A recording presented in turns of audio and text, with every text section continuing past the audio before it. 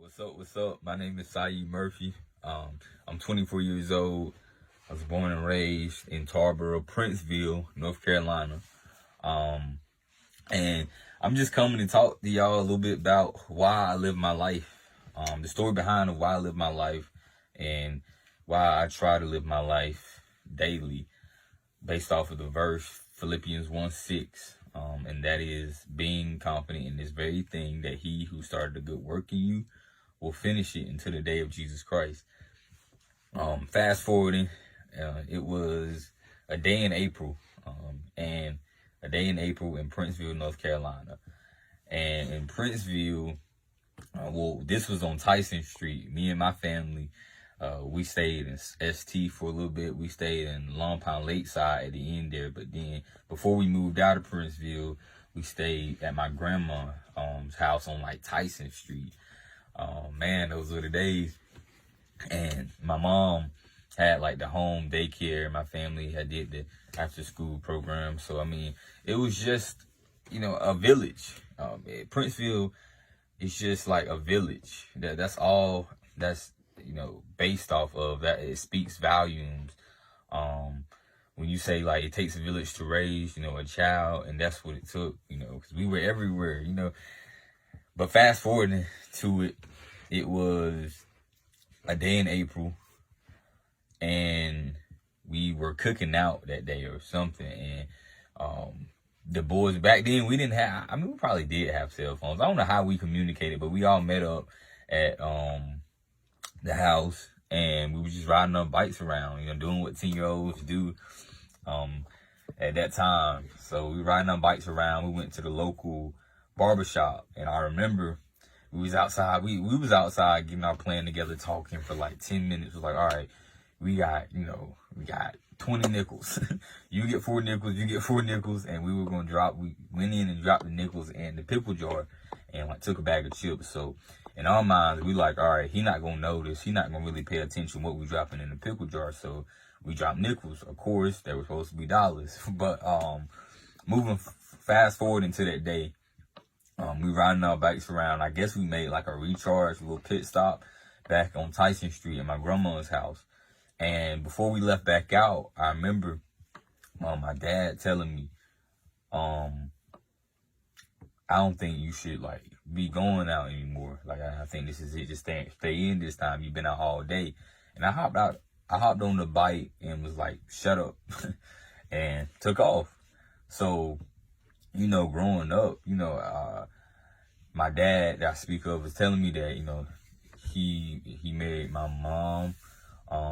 And at the time, I loved him, no doubt, but like I just was mad. I was a mad 10-year-old. Prior to that, when I was 7, my biological dad had, been incarcerated, and I kind of knew by 10 that like I wasn't gonna see him in the same way again for a long time.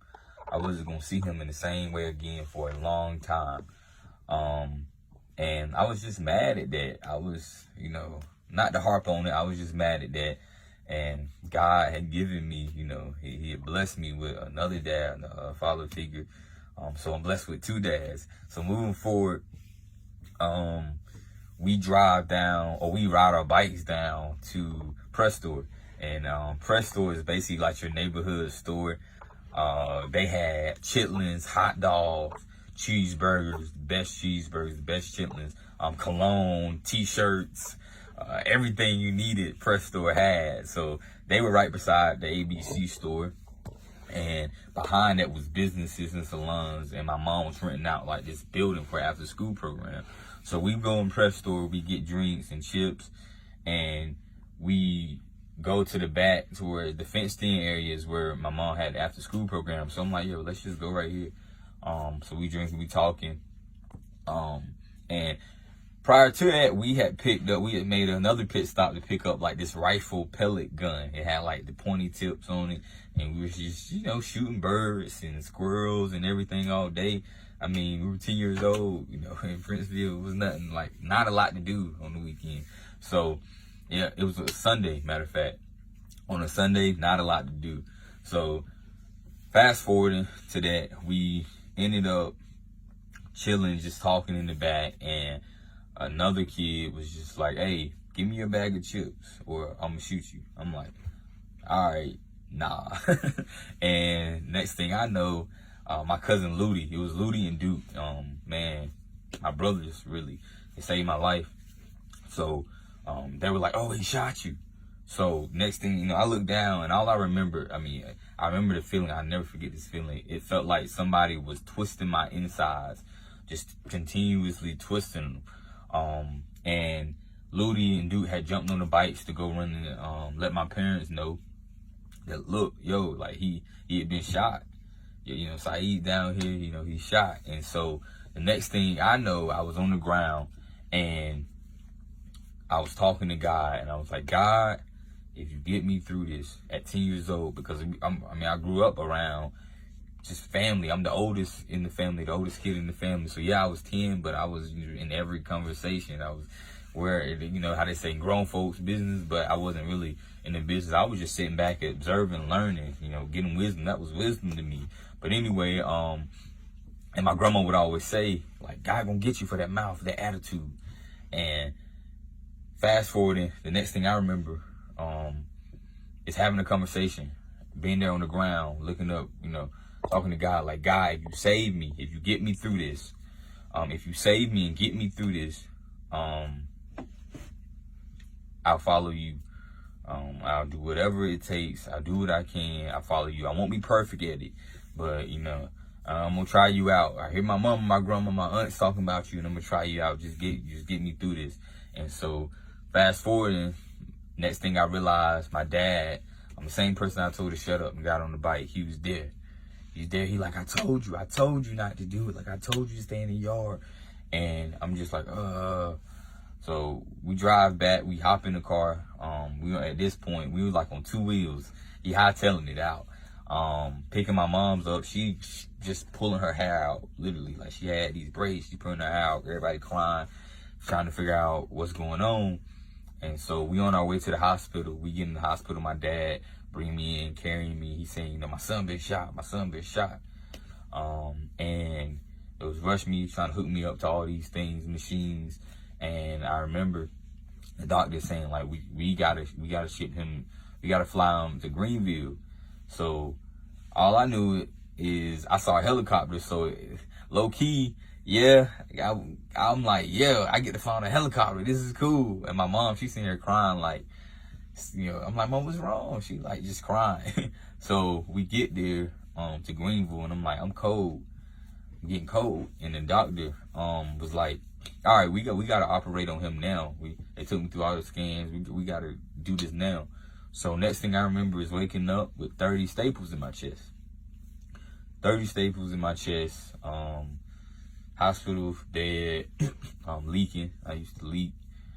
They had taken out my gallbladder and reconstructed my liver and fixed some other things in there and cleaned all that out and cleaned the bullet out and stapled me up.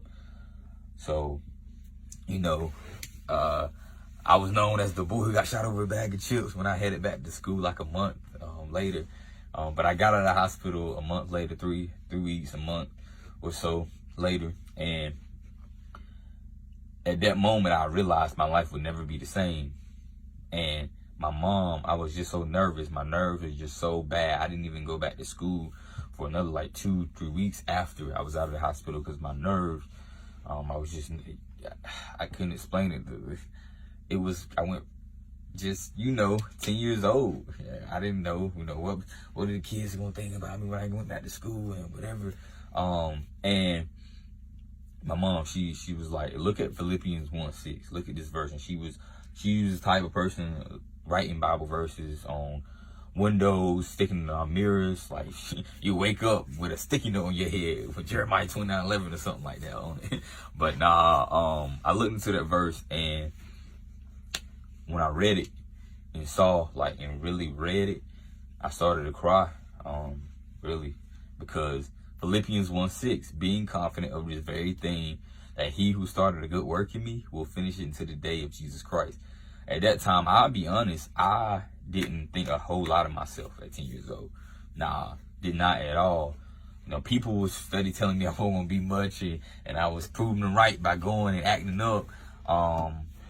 And basically, I didn't think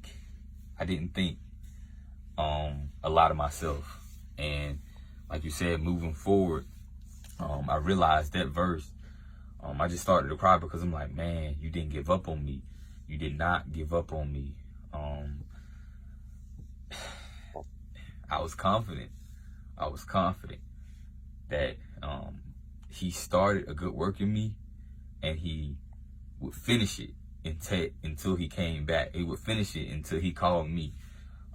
So when I started to try to live my life in such a manner that I was going to be confident in God, man, things started to shift in my life. Things started to move in my life. He started to just orchestrate and move and put people in my life who believed in me when I didn't even believe in me. And that's when it started. And fast forwarding to it, you know, I still had a lot of behavioral problems, like still went on to get suspended 20 times, and detention 70 times. So I wasn't like, oh, next day I'm a completely different person. It took time, but he started to put me in contact with people who was gonna pour into me, that village, right? So that just showed me that, you know, being confident in God is, when you got confidence in God, you ultimately should have confidence in yourself. No matter what people may tell you, he birthed you. He birthed you with greatness in you. He birthed you because you're in his image. So when you're confident in God, man, no one, nothing, no force can come against you. So that was the goal for me. You know, I still got cousins, a lot of cousins and family, you know, just, you know, on a different path. But I was the oldest. So, I mean, everything I do, I try to live my life and be an example. I didn't think a lot of myself. I didn't think that I could play football, but God put that in my life. It was like, all right, now you still misbehaving, but you can't play football and get in trouble. So that was it. I was like, oh, I like playing football. I get to hit people. I get to let aggression out. I'll act right. But I'll definitely act right. And because of that, man, because of just that conversation at 10 years old of just telling God, like, look, I'm gonna work to seek you. I'm not gonna be perfect, but I'm gonna acknowledge you and try to make an effort that you're there for me each day, that I'm confident in you each day. So it doesn't matter if you were born in East Raleigh, South Raleigh. It doesn't matter if you were born in Princeville, raised in East Harbor, raised in Rocky Mount. Yes, society and some Christians, I mean, we guilty of it. Gonna say, oh, that boy ain't gonna never be nothing. He in them streets got him. He love them streets. Nah, be confident that no love that the streets, no love that your friends at school, no love that whatever is standing in the way of you being the best you, no love compares to God. None. No love compares to being confident that he started a good work in you until the day of Jesus Christ. That he started a good work in you when you were born, and that he'll finish that good work. He'll finish it if you just ask him to, if you just believe in him, if you just have confidence in him each day. That's what you know he's all about. It doesn't. I don't. Yes, you're from here, but that's what God's gospel is about. Is going out and testifying, going out and loving on things that society has thrown away. I'm here to tell you, my brothers from Princeville, a kid from Princeville, North Carolina, who really didn't see much in him. The circumstances growing up were stacked against him. The conversation I had at 10 years old, that God would love me and that I'm confident in him is what changed my life. And you can have that same conversation for you now. So thank y'all. I love y'all. Be confident that he who started a good work in you will finish it until the day of Jesus Christ. All love, all blessings. Thank you.